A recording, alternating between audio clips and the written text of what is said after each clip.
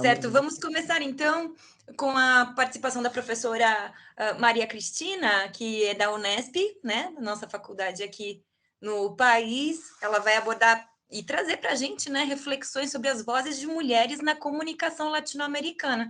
E aí depois, então, a gente vai conversar com o professor Lan também, que vai trazer para a gente aportes sobre a comunicação sem anestesia, produção de sentido com sensibilidade, para a gente pensar já e aguardar aí as reflexões. Sejam muito bem-vindos e depois vocês têm também espaço para deixar aí enfim, né, as perguntas, comentários e a gente conversar um pouquinho. Lembrando vocês que vão ter mais ou menos aí 20 minutos para a exposição e aí que sobe uns 15 minutos, mais ou menos uns 10, 15 minutos para a gente também poder conversar com vocês. Sejam bem-vindos. Raquel, não aparece minha apresentação ainda, né? Aparece sim, pelo menos estou enxergando aqui. Ela está aí Vocês na também tela? visualizam? Eu estou visualizando a sua apresentação. Então, tá perfeito. Então, bom dia para todas e todos, né? Um prazer enorme estar aqui novamente e poder dialogar, né, com todos vocês. Meu agradecimento especial ao Efendi, à Giane e à sua equipe, né? Uma turma espetacular que nos deixa muito à vontade, muito municiados, né, com informações.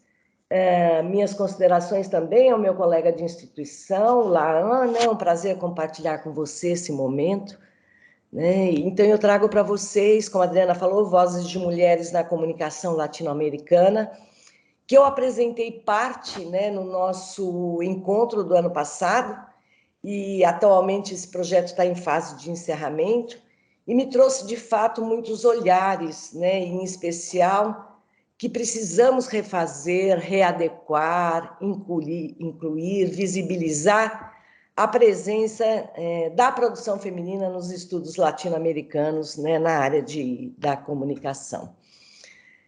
Descobrimos que, com certeza, há uma produção real, né, de qualidade, que continua praticamente desconhecida da comunidade acadêmica, né, e dos espaços de exercício profissional. Mesmo com a ampliação, né, no número de publicações, vocês, né, alguns talvez tenham acompanhado, né, que trazem a presença feminina na área, né? E aí eu diria para vocês, sim, né, há muitas produtoras de conhecimento comunicativo. E durante a pesquisa, né, algumas características que foram observadas e que eu acho que precisam ser destacadas, né? Estamos mostrando aqui, né, em sua grande maioria, mulheres brancas, universitárias, né, entre outras características.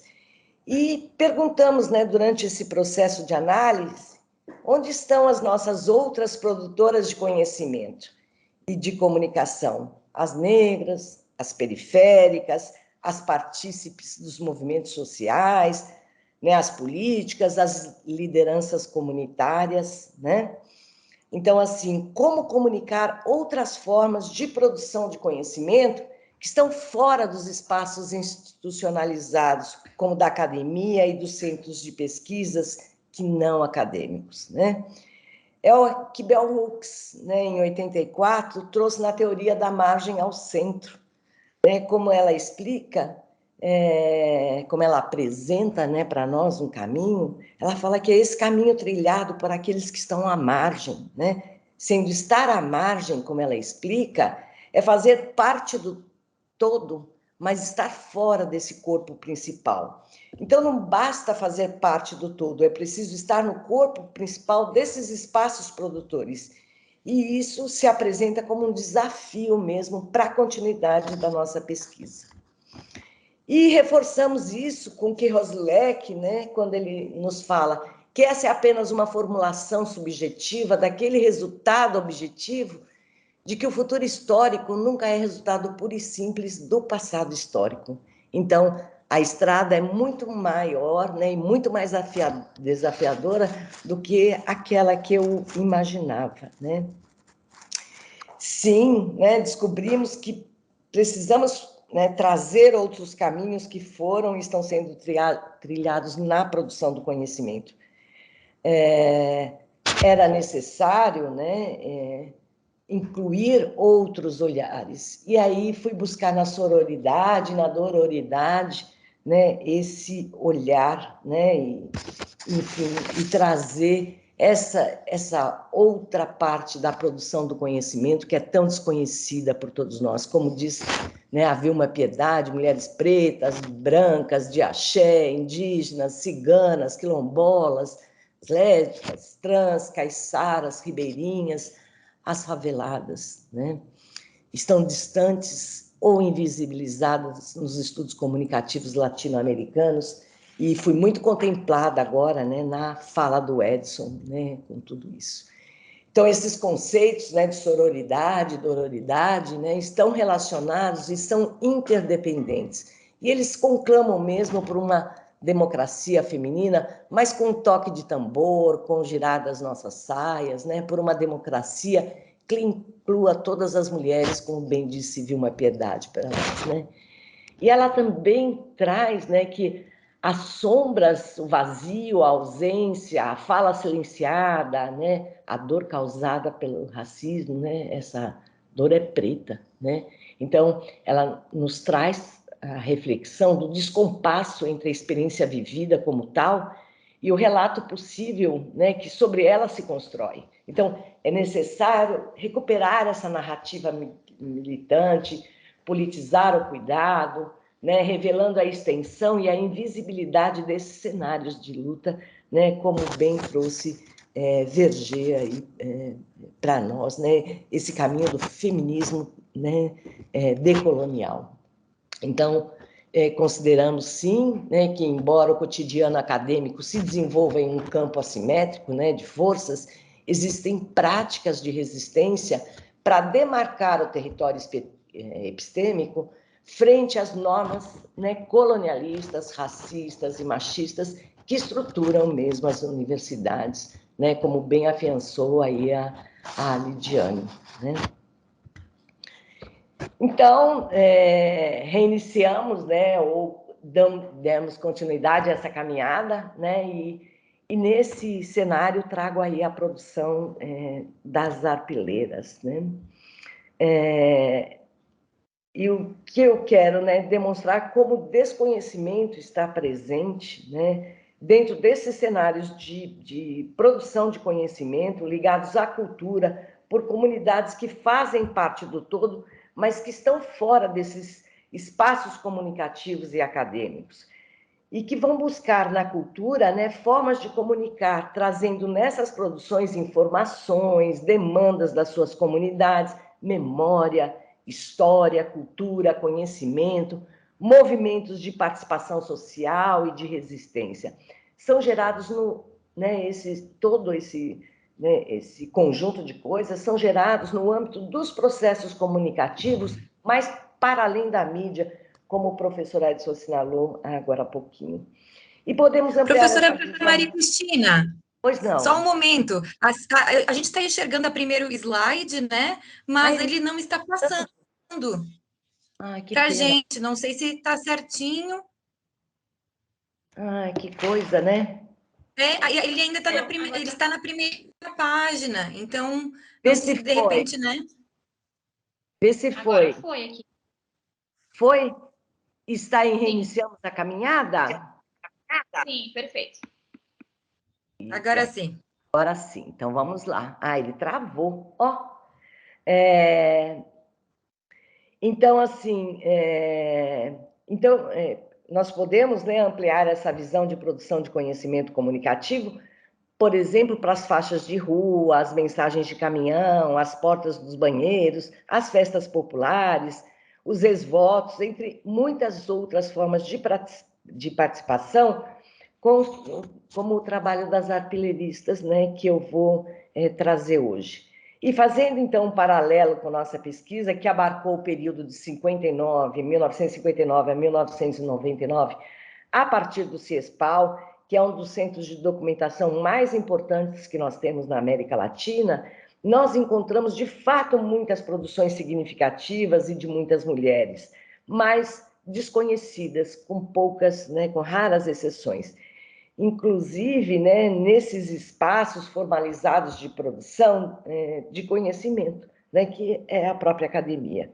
Então, talvez a problemática não esteja somente, né, onde são produzidos, mas por quem, né? Então, podemos afirmar que essa invisibilidade está presente nas nossas referências bibliográficas, em nossas citações, em nossas indicações de leitura, em nossas teses, em nossos textos acadêmicos. E, portanto, suas teorias e suas produções não são lidas e não são discutidas.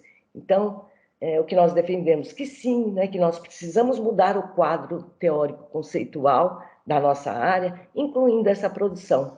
E, nesse sentido, a ampliação da minha pesquisa caminha pela continuidade do projeto, trazendo essas teorias, esses processos comunicativos e incluindo outras formas de produção de conhecimento, né? Porque o espaço da universidade é apenas uma forma possível dessa produção. E aí escolhemos, né, trazer para a nossa reflexão de hoje a produção comunicativa das arpileiras, né, como processos comunicativos e suas formas de resistência política, né? A arpileira é uma técnica têxtil antiga e popular criada por bordadeiras da Isla Negra, né, no litoral do Chile, e feitas com retalhos e sobras de tecidos bordados, né? Então, as arpileiras eram fontes também de sobrevivência e, com o tempo, também se tornaram formas de expressão e de comunicação. Então, trago aqui para vocês, né, um slide, né, que vai mostrar um pouco deste trabalho, né? Então, a exposição, né, Arpileiras da Resistência Política Chilena, narra a história dessa arte, né, a partir de 28 trabalhos originais que foram realizados por mulheres na década de 70 e 90. E nas obras elas vão registrando o seu cotidiano, os valores, né, das suas comunidades. Não está passando, Adriana? Está passando, não? Está passando. Professora, ainda a gente está no slide 7. Menina, mas que coisa, né? É, onde diz reiniciamos a caminhada. E como eu não estou conseguindo passar para a senhora. Assim você consegue ver? Sim ou não, Adriana? Ele está passando? Agora estamos no 8. Pronto, 9. Assim ele está passando? 9, isso. Então eu vou assim, porque eu acho que a hora que eu ponho para apresentação, ele de alguma forma não está querendo ir. Olha que coisa. Então vamos nós. Passei aqui, né? Eu estava aqui, né, falando para vocês dos 28 trabalhos, né, que são originais, que foram realizados entre a década de 70 e 90. Né? Então, por exemplo, nessa arpileira, né, que traz o corte de água de 1980, homens e mulheres, se vocês prestarem atenção, né, seguram aí os baldes, retratando um acontecimento real que o governo cortou o fornecimento de água, né, potável, para impedir que as pessoas saíssem de casa para protestar. Né? Em respostas, as pessoas foram com baldes, então, até os bairros de classe média para pedir água. Né? Então, as peças foram criadas em oficinas e montadas, né, em pano rústico, né, em sacos de farinha, sacos de batata, né, e geralmente fabricados em cânhamo, né, ou em linho grosso. Então, nessa perspectiva, né, o artesanato como um lugar de informação, de memória, de conhecimento, né, de comunicação e de resistência política. Né? E, nesse sentido, trago para vocês a teoria da folk, né, para explicar isso na nossa área de conhecimento. É considerada a primeira teoria brasileira, foi desenvolvida pelo professor Luiz Beltrão, que vai olhar os processos comunicativos das comunidades que estão à margem, né, dos sistemas centrais de comunicação.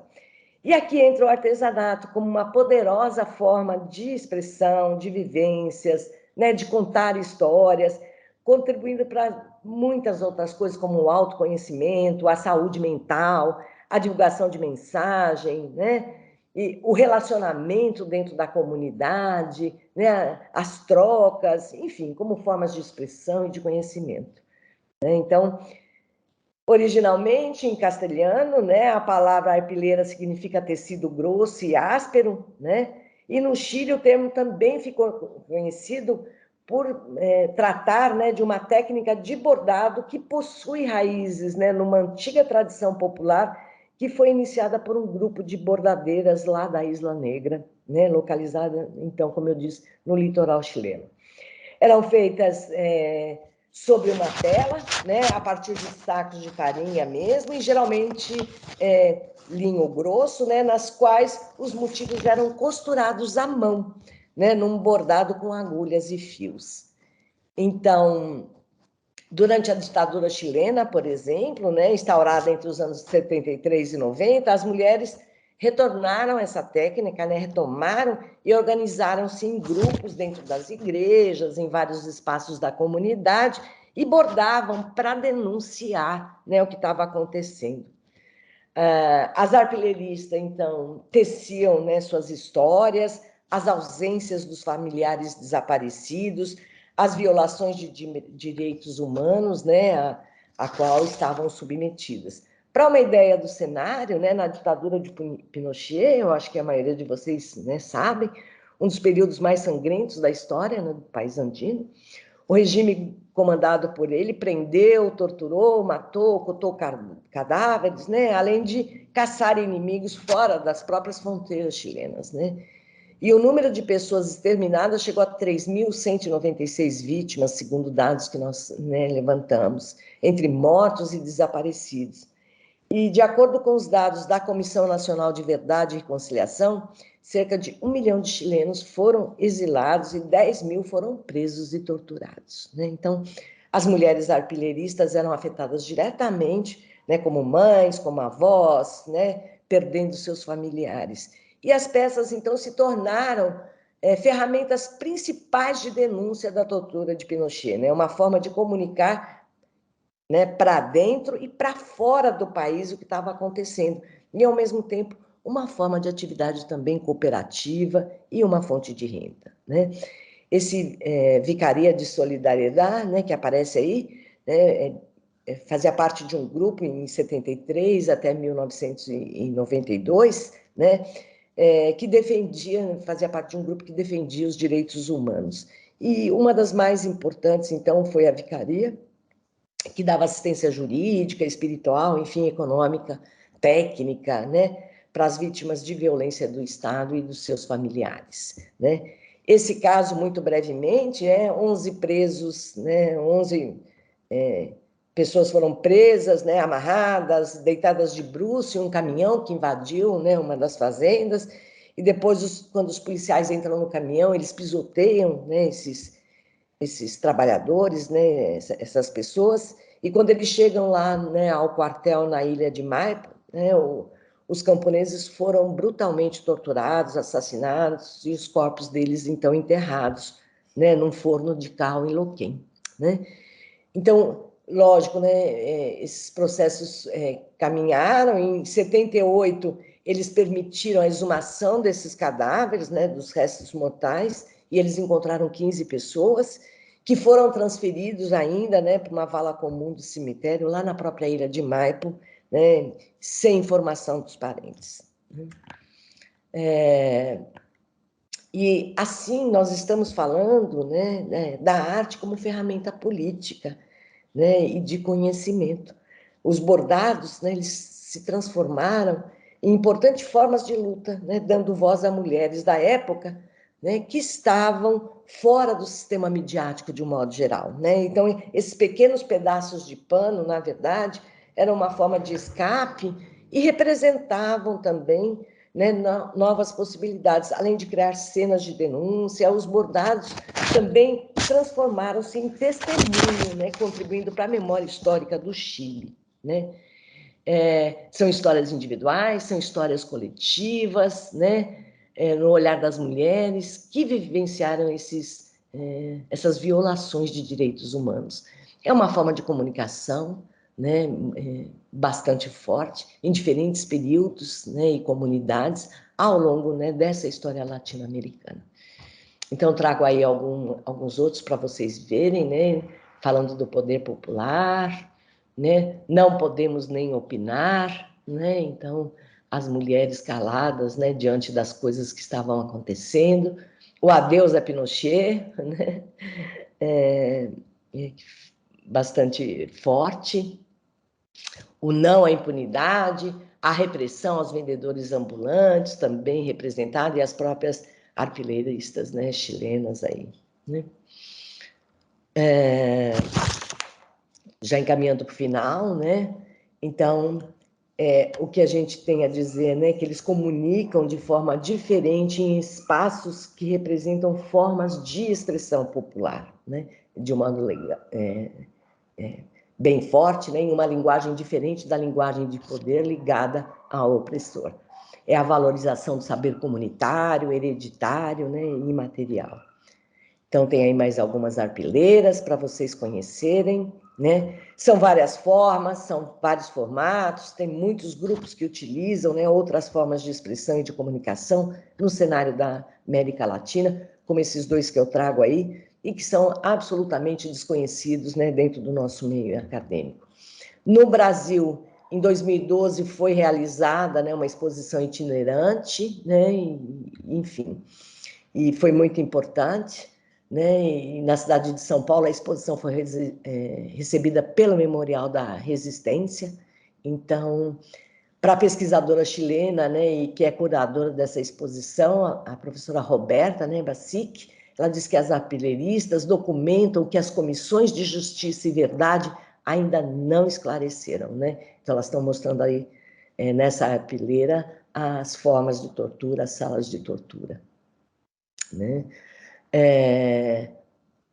Bordando a Resistência, né, é o nome do projeto brasileiro, que trouxe contribuições bastante importantes à Comissão da Verdade mesmo, né, aqui no Brasil. Também momentos, né, de ensinar a técnica para mulheres, porque são feitas várias oficinas, então elas vão incluindo, né, outros setores da comunidade, né, não só aqui no Brasil, mas aonde essa técnica resiste, né, e vai trazendo aí o movimento das mulheres, né, então essa arpileira, né, que retrata a Marcha das Margaridas em Brasília, a arpilheira das mulheres do Centro de Referência de Mulheres da Maré, né, então, para vocês terem uma ideia da força disso, né. A técnica recentemente foi, né, reapropriada pelas mulheres das comunidades atingidas pela construção de barragens, né, pelas mulheres solicitantes de refúgio, pelas migrantes de países latinos e africanos, entre outras. Tem um filme bem legal, né, que mostra um pouco, um documentário que mostra um pouco isso. As arpilheiras que estão aí no Museu da Imigração, né, uma arpilheira que eu trouxe aí para vocês. Então, só para mostrar, o MAB, né, traz a perspectiva de gênero, a perspectiva pedagógica, né, e, enfim, os próprios eixos de atuação do MAB aí. Essa arpilheira vai mostrar aí a dupla violação, né, do trabalho das atingidas, como não reconhecimento das atividades, enfim, né. Essa outra, por exemplo, a desconsideração, né, política das mulheres na relação com as empresas, né, onde a gente vê lá uma mulher chorando, né, e a perda, né, com a perda da sua casa, enquanto os homens fazem tratativas, né, financeiras, né.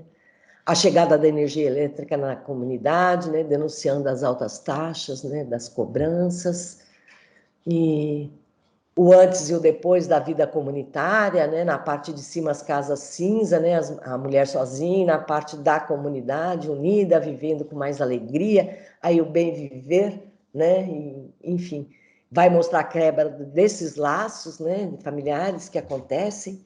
Então, já estou acabando, Adriana. E a prostituição, né, vão denunciar a prostituição, o abuso infantil, a exploração sexual, vão trazer a parte de educação popular, né, e, enfim, a preservação da cultura, o saber popular, enfim, gente. E encerrando, né, algumas considerações então, esse trabalho, né, a preservação da própria identidade, a participação social e coletiva, a manifestação de resistência política, a produção e a preservação do saber crítico e popular, protagonismo feminino, né, o espaço de coletividade, o auxílio no sustento e o processo comunicativo, entre muitas outras coisas, né? Então, finalizando, comunicação popular, né, é um registro do que está fora dos meios de comunicação tradicional, das academias, né, seja por imposição de regimes ditatoriais, pela invisibilização que é presente, né, ou por interesses políticos. E está aí a comunicação, que é uma informação que se faz resistência e que se transforma em memória, né, para além da efemeridade da informação jornalística propriamente dita. Perdão se eu ultrapassei o tempo, mas muito obrigada pela possibilidade. Muito obrigada, professora Maria Cristina. A gente segue, então, com o professor Lan Mendes. Seja muito bem-vindo, e depois a gente abre o espaço para as discussões. É tudo muito instigante, muito bacana de ouvir, mas vamos lá, vamos firmes. Olá, já boa tarde, não é? Vocês me ouvem bem? Ouvimos. Sim, professor, estamos escutando bem. Eu quero agradecer ao professor Effendi pelo convite, cumprimentar a professora Jane, professor Pedro Gilberto, que há muito tempo não via, também minha colega de Unesp, professora Maria Cristina Gobi, meus cumprimentos a todos, todas, todos que acompanham esta mesa. Tenho desfrutado acompanhando outras sessões e aprendido muito. Muito bom estar aqui com vocês. O trabalho que eu trago, né, a minha fala aqui, com o título Comunicação sem Anestesia, produção de sentido com sensibilidade. É uma fala que tem um caráter um tanto reflexivo, né? Não é exatamente uma pesquisa de campo, mas uma pesquisa de natureza epistemológica, com a qual eu tenho trabalhado nos últimos anos, e eu já usei este termo, essa expressão, comunicação sem anestesia, num artigo publicado em 2017 na revista da Intercom, e mais recentemente também tenho trabalhado e publiquei num capítulo do livro Produção de Sentido na Cultura Mediatizada, que organizamos eu e dois colegas da Unesp, um capítulo chamado Reconhecimento, Estesia e Alteridade para Romper os Discursos de Ódio. O que eu venho aqui a apresentar a vocês, de certa maneira, reflete, enfim, já estava presente nesses outros textos que eu acabo de mencionar. Quando eu falo de comunicação sem anestesia, eu projeto duas dimensões que, na verdade, se articulam. Uma primeira dessas dimensões, eu diria, está relacionada à velha concepção de comunicação lá, né, dos primórdios dos estudos de comunicação, como agulha hipodérmica, unidirecional, que, enfim, afeta como se fosse mesmo um elemento de anestesiar a pessoa, né, que toma o receptor como objeto da ação da mídia, que despreza as mediações culturais, como Martim Barbeiro nos ensinou, nos propõe pensar, né? E que pensa os seres humanos e a comunidade sem as comunidades, sem que elas estejam presentes no processo, são apenas pontos de chegada. E a segunda dimensão é também uma dimensão quando nós trabalhamos a comunicação numa perspectiva demasiadamente racionalista, mecanicista, onde o paradigma informacional, né, preside as nossas reflexões e produções sobre o que é comunicação na sociedade mercantilizada em que vivemos. Essas são as duas dimensões. Neste segundo caso, eu sempre penso, enfim, os estudos da fenomenologia da experiência estética, em especial acho que destacaria a proposição de Jacques Rancière, quando nos fala de comunicação como partilha do sensível, de pensarmos a partilha do sensível, onde estética e política se articulam. É nessa perspectiva, então, que eu gostaria de trazer esta pequena reflexão, modesta reflexão aqui para a nossa, enfim, para o nosso debate.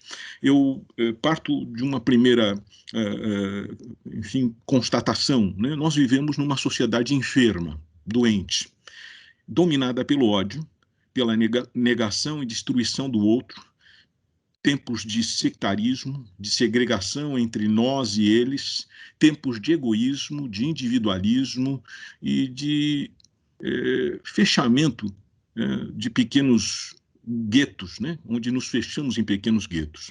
No Brasil, em particular, vivemos tempos de uma certa bipolaridade emocional no cenário social, cultural, político. Ora de euforia, ora de apatia. Ora angustiados com as emoções à flor da pele, dramáticos, ora insensíveis, desumanizados, mecanizados, coisificados. Vivemos tempos nada dialéticos, nada dialógicos, tempos de bloqueios, de cancelamentos, de aniquilação, de estigmatização, de apagamentos e destruição do outro. Um momento chave destes tempos de negação do outro, eu destacaria como um desses momentos o voto do atual presidente do Brasil, quando Bolsonaro, ao votar em 2016, no impeachment de Dilma Rousseff, ele fez uma homenagem naquela ocasião ao torturador da própria então presidente.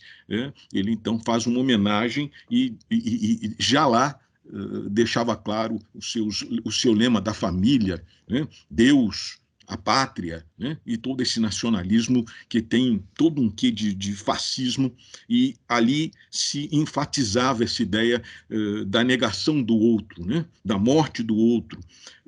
Embora, claro, esse confronto entre nós e eles já estava presente em anos anteriores, em campanhas eleitorais anteriores, não é algo exclusivo só de Bolsonaro. Esses tempos em que vivemos, então, de uma concepção, de uma ação de comunicação, muito mais numa perspectiva acrítica de informações, ou de pseudo-informações, eu diria até de uma enxurrada de narrativas, de difusão de desinformação. É assim que, onde proliferam, por exemplo, as fake news, é assim que talvez a cena da comunicação, o cenário da comunicação se configura nestes nossos tempos, em que, na verdade, mais do que comunicação, eu diria que vivemos tempos de incomunicação, de sectarismo em bolhas, de continentes e contingentes algorítmicos, tempos de muita informação, mas de pouca comunicação na sua essência, como interação entre pessoas. Ou mesmo quando falamos de uma comunicação, essa comunicação tem então um caráter anestesiante, né, que aliena, anula, manipula, que coisifica o outro, que esvazia a sua dimensão sensível das interações comunicacionais. Quando perdemos a dimensão sensível, a dimensão estética da comunicação, estésica da comunicação, nós nos desumanizamos e as relações sociais se tornam insociáveis e a própria política é despolitizada. É assim que nós vivemos hoje, ensimesmados em nossos mundinhos, em nossas bolhas, e aprofundamos as distâncias entre os nossos grupos sociais, as nossas tribos, nossas comunidades de apropriação, nossas comunidades interconectadas, mas que no fundo estamos todos cada vez mais isolados. É assim que nós aprofundamos, né, as distâncias entre centro e periferia, ou como nos ensinou Milton Santos, entre os territórios luminosos e os territórios opacos das nossas cidades. Nesse espaço, eu penso que precisamos resgatar o sentido sensível da comunicação. Precisamos pensar a comunicação como experiência estética e estésica. Precisamos pensar a comunicação sem anestesia. E esta proposição de pensar a comunicação numa articulação com a experiência estética, ou pensar a comunicação como experiência estética, é algo que passa também pela valorização da dimensão da alteridade, da comunicação como experiência de alteridade. Para além de impactar as audiências e obter muitos likes, desculpa, e muitos links, ok, precisamos compreender a comunicação como experiência sensível, como experiência estética e estésica, como eu disse há pouco. Precisamos pensar a comunicação como estratégias sensíveis, como nos propõe o próprio Muniz Sodré, né, quando vai discutir essa relação da comunicação como um fenômeno comum, um fenômeno de estar com os outros, né, de compartilhamento. Precisamos valorizar a comunicação como experiência de reconhecimento, lembro então de Eliseu Veron, e de alteridade. Somente reconhecendo que o outro é também um ser em si, é um eu, é que eu consigo também me reconhecer em minha identidade e perceber que eu carrego muitos outros com os quais eu partilho a história. Aqui eu me refiro, um autor que eu tenho trabalhado, estudado bastante já nos últimos anos, é Paul Ricoeur, quando ele, na sua obra O Si Mesmo como Outro, vai discutir o que ele em outra obra vai chamar de percurso do reconhecimento. Quer dizer, para eu me reconhecer, e a comunicação é um pouco isso, né? Essa herança da hermenêutica, que, aliás, o já citado Martim Barbeiro tem por ter sido aluno de Paul Ricoeur, essa ideia de pensar a interpretação, como a colega falou hoje na primeira exposição, a ideia da dimensão, os colegas falaram na primeira exposição de hoje, né? Eu penso que essa dimensão precisa ser resgatada, quer dizer, pensar a comunicação na dimensão da compreensão, né? Da hermenêutica, especialmente nessa dimensão. Pois bem, então, como Paul Ricoeur nos propõe, precisamos pensar cada um, né? Eu preciso pensar a mim mesmo, né, como um outro, né? E para Paul Ricoeur, são muitos os outros que eu carrego neste meu eu, né? São outros de um passado, talvez até de um passado muito distante, de uma ancestralidade que me constitui, mas que vieram antes de mim, que constituíram, né, estes tantos eus e o meu próprio eu, né, que me formaram. Também eu carrego comigo outros que estão no meu tempo presente, com os quais eu compartilho o tempo, o espaço, o território, as temporalidades com as quais eu vivo. Estes outros, hoje, às vezes muito perto, muito próximos, talvez um tanto distantes, mas com os quais eu compartilho as minhas angústias, as minhas lutas, as minhas disputas, as minhas conquistas. Mas também, numa terceira dimensão, existem outros que ainda virão, né? Outros de um futuro. Paul Ricoeur vai falar dessa dimensão, né? Os outros de um passado que eu carrego comigo, do presente, que estão e compartilham comigo, outros que ainda virão, num futuro próximo, num futuro talvez distante, mas que já estão presentes, né, nos meus sonhos, nos meus compromissos, na minha compreensão da vida, da natureza, da relação de alteridade com o outro, e assim eu me reconheço a mim mesmo. Portanto, o reconhecimento de si mesmo passa pela identidade, da minha identidade, de quem sou eu, mas também passa pela minha singularidade, pela minha ipseidade e, claro, pela alteridade, como eu estou aqui mencionando e procurando ter como elemento de valorização dessa dimensão do reconhecimento, que é, para mim, essência do fazer, do pensar fazer, da praxe comunicacional. Essas transições se dão pela comunicação entre a identidade, a ipseidade e a alteridade se dão pela comunicação. Sem comunicação, eu não reconheço o outro e não reconheço a mim mesmo, não me reconheço. E esse reconhecimento no tempo histórico, no lugar social, passa pelo que Rancière vai chamar, então, de uma partilha do sensível, que eu já comentei anteriormente. Então, esse sensível partilhado tempo histórico é o que nos dá a percepção, né, deste reconhecimento de cada um de nós. Quando a comunicação é anestesiante, perdemos a capacidade de nos indignarmos com as injustiças e a segregação social, de nos mobilizarmos em defesa da liberdade, da democracia participativa, da pluralidade, do respeito à diversidade. Precisamos pensar e fazer comunicação como experiência sensível, como interação, como compartilhamento de sensibilidades. Precisamos investir em uma praxis comunicativa e comunicacional na qual a produção de sentido se dê no plano da compreensão e não apenas da explicação.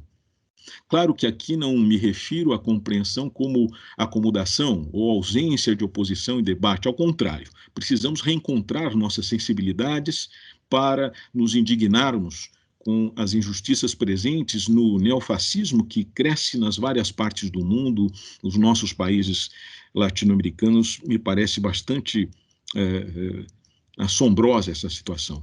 Quando eu falo de uma comunicação sem anestesia, de produção de sentidos com sensibilidade, projeto a ideia de reconhecimento e alteridade para além das relações humanas. Importa que nos reconhecemos como parte do mundo vivo, da vida presente na natureza, que rompamos com a dicotomia entre cultura e natura, ou que trabalhemos esse binômio de forma dialética e complementar. Se nossa alteridade considerar o outro presente nas zonas opacas das nossas sociedades mercantilizadas, aqueles que muitos de nossos países estiveram apagados de nossos olhares, os povos originários, compreenderemos outras dimensões da comunicação. Quando assumimos a ideia de alteridade, conseguimos nos reconhecer como integrantes de um meio ambiente maior, de um mundo maior, parte da própria natureza. Podemos pensar a vida na perspectiva do bem viver, como nos ensinam os povos originários. Eu vou acelerar um pouquinho, vou de imediato, então, trazer um pensamento de um grande pensador indígena, né, com o qual eu concluiria um pouco essa reflexão.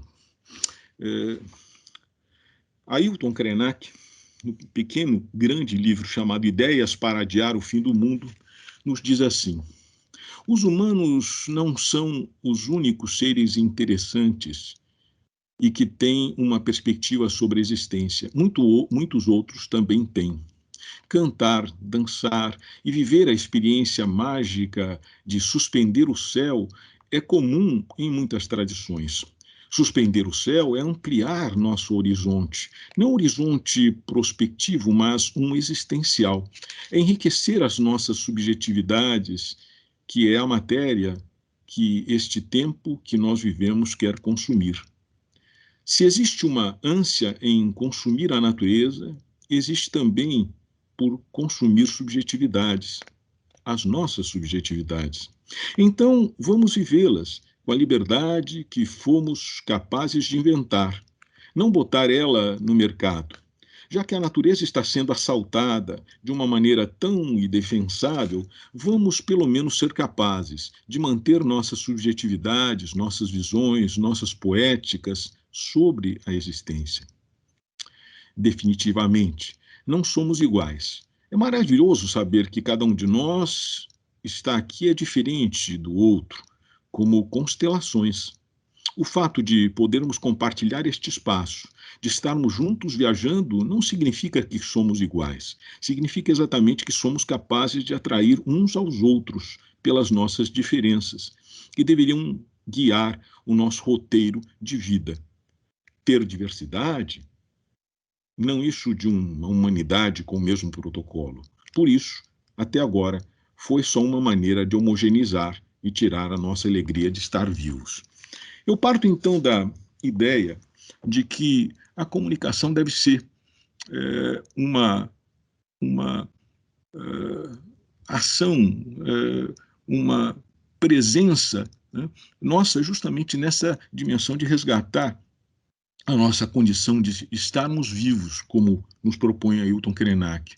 E quando eu falo de uma comunicação sem anestesia, eu penso que é isto. Nós precisamos, então, produzir sentido com sensibilidade, romper com essa perspectiva racionalista tão presente no nosso âmbito acadêmico, cientificista, né, que nós possamos também alargar, né, a nossa compreensão dos processos de produção de sentido a partir, então, desses diálogos, como este que nós temos aqui, neste colóquio que tanto me agrada estar participando pela primeira vez, mas que certamente vem construindo, né, uma série de articulações, porque são proposições, são trabalhos, são pesquisas que, de alguma maneira, extrapolam essas esferas tão reducionistas de pensarmos a comunicação.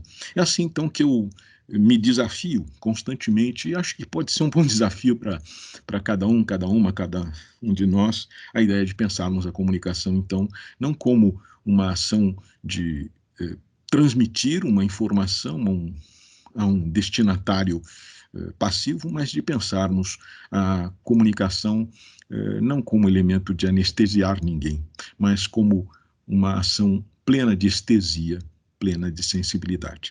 Agradeço, é isto que eu gostaria de, muito pontualmente, trazer aqui para a nossa reflexão, até porque o horário também já está um tanto avançado. Obrigado.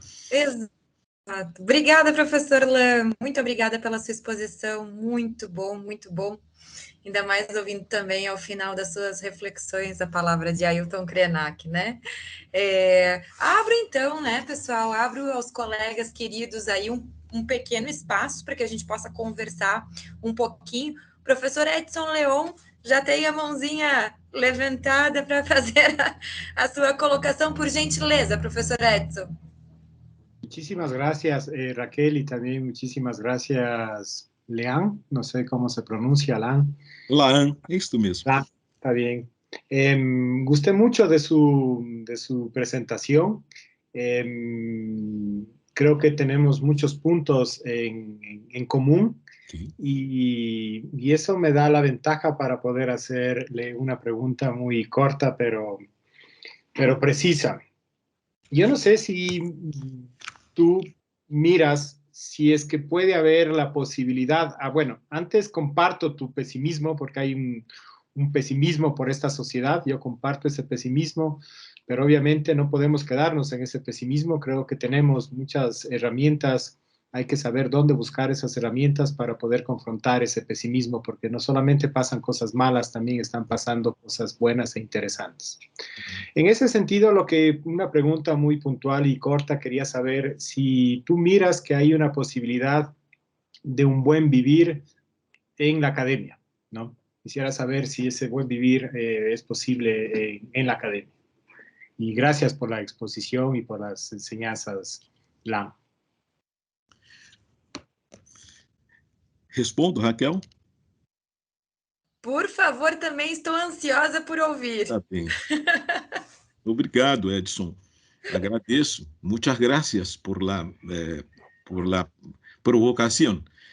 Yo pienso que, lamentablemente, la idea de un bien vivir es algo que tiene que ser pensado para fuera de nuestras perspectivas institucionales, mucho más para nuestras perspectivas de movimiento.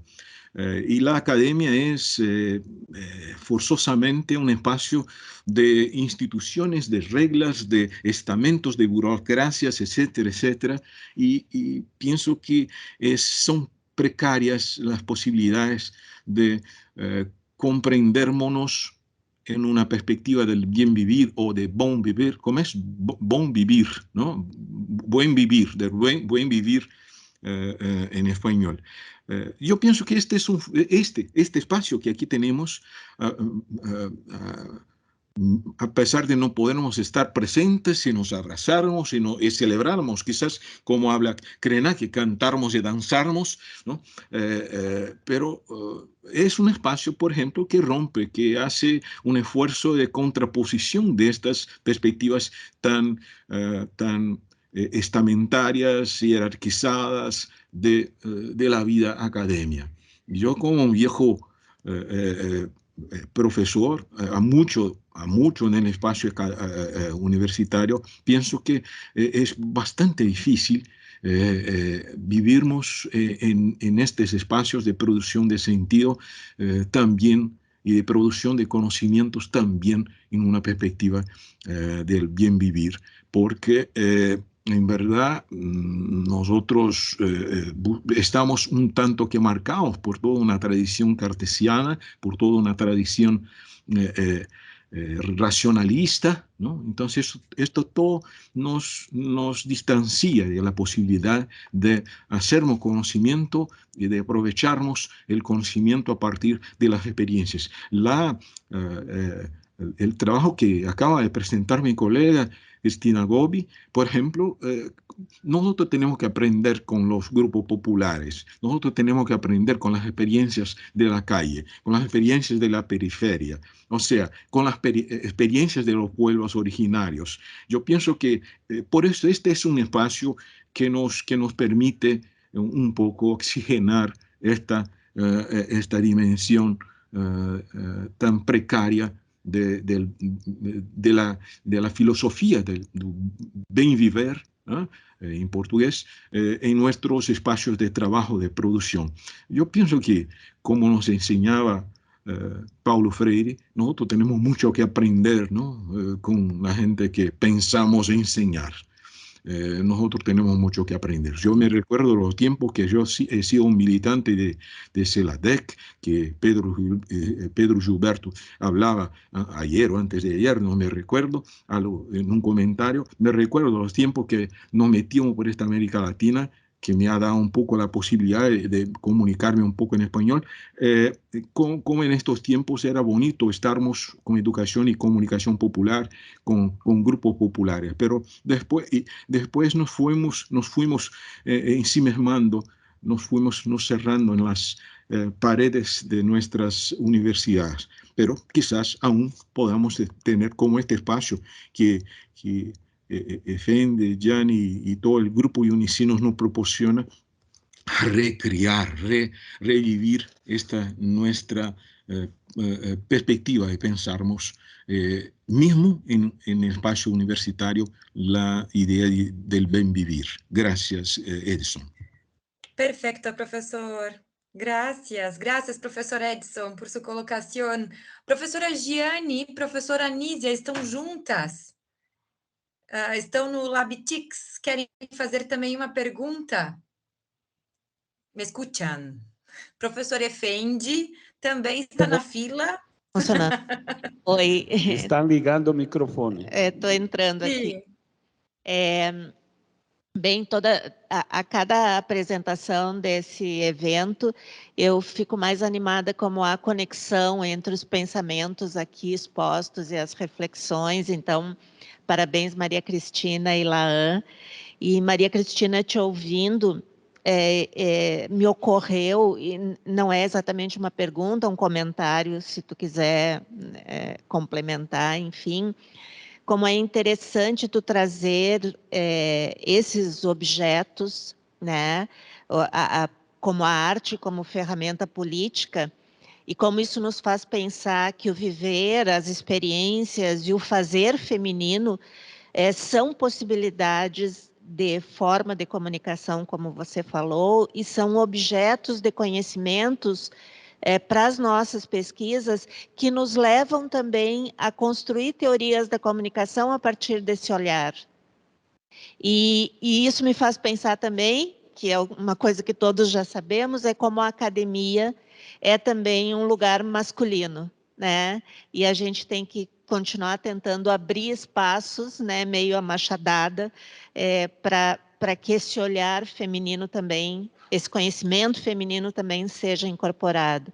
E Laan, gostei muito da tua exposição e como uma provocação, se a nossa comunicação está tão homogeneizada, um caminho seria heterogeneizar a comunicação e essa comunicação, essa experiência sensível dessa comunicação sem anestesia não seria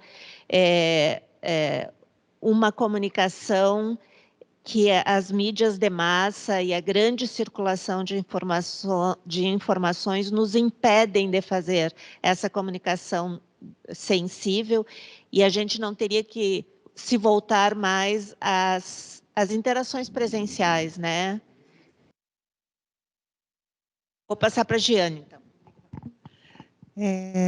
Bom, primeiro agradecer imensamente, colegas, também o Leon, no Edson Leon, né, que eu não agradeci, mas foi maravilhosa a tua exposição, Edson, muitas graças. Tem coisas que vou falar que estão muito bem habladas por você, então, graças. E a Maria Cristina, muito obrigada também pela tua fala. Eu acho que, como disse a Nízia, é tão importante recuperar essa contribuição, muitas vezes invisibilizada, negada, né, apagada das mulheres na academia, assim como também em outras esferas da sociedade, né? A Nízia falava dessa produção, esse olhar comunicacional que pode ter distinção, mas eu diria que não é só a produção, eu acho que também há fazeres cotidianos, né, da lida cotidiana na formação, na organização, nos processos, que eu acho que também são distintos, às vezes, nessa mirada feminina. Então, acho que recuperar é importante. E aí eu talvez gostaria de te ouvir um pouquinho mais também de como nós todas, né, podemos contribuir no cotidiano para esse trabalho, né, microscópico e a facadas também, como diz a Nízia, né, dentro desse processo. No caso do LAN, também muito bacana, muito interessante as tuas colocações.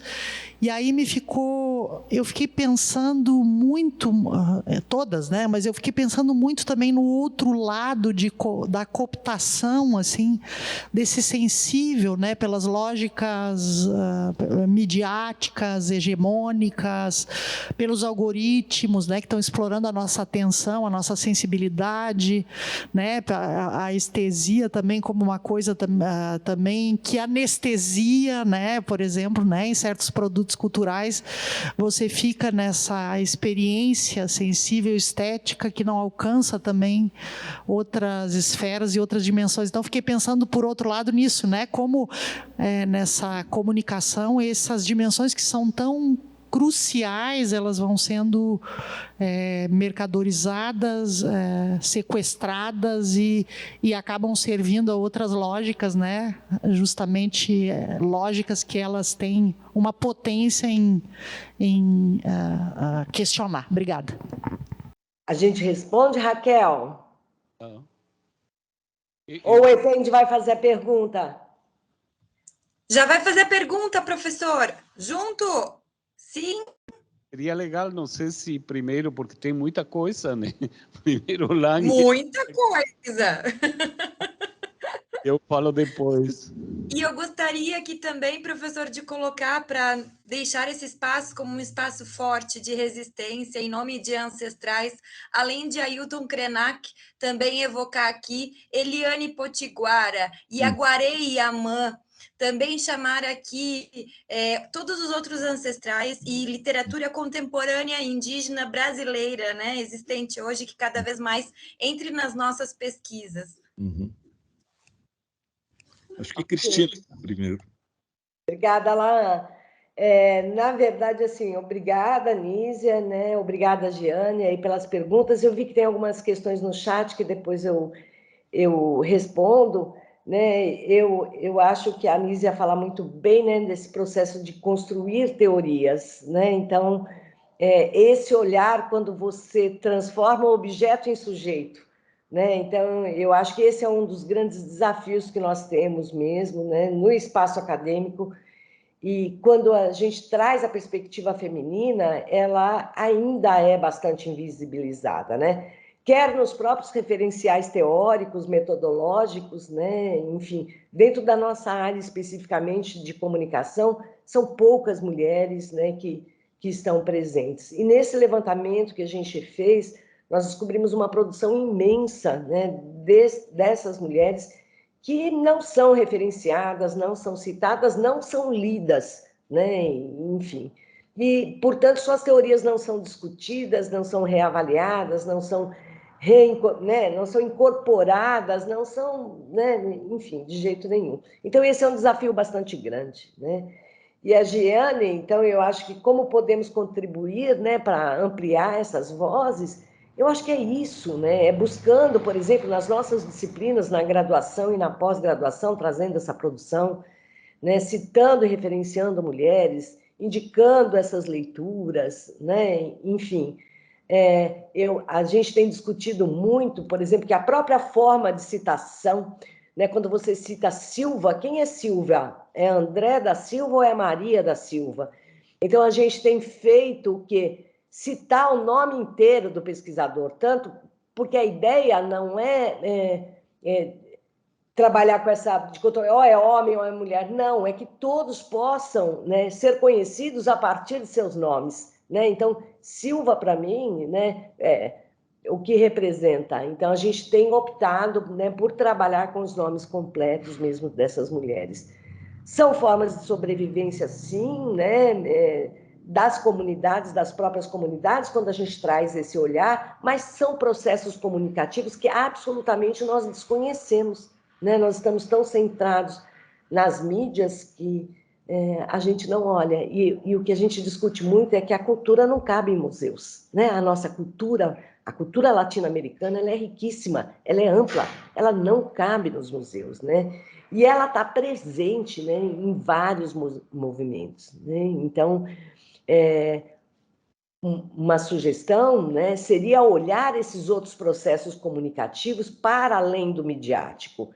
Lógico, a gente tem uma linha de estudos que vai estudar essa apropriação e essa modificação para que isso esteja na mídia, né? Mas eu falo que é uma outra etapa, né? Então, eu ainda defendo que a gente precisa mudar o nosso olhar dentro da academia para sujeito da pesquisa e não para objeto da pesquisa, né? E quando essas pessoas passarem a ser sujeitos, elas fatalmente estarão mais presentes dentro dos nossos estudos, ok? Eu não sei se eu respondi, mas agradeço. Muito obrigada, professora Maria Cristina. Lindamente apresentado sempre. Gente, mais alguma pergunta? A gente já está encerrando mesmo e dizendo a vocês que no período da tarde vamos iniciar os trabalhos às 14h15.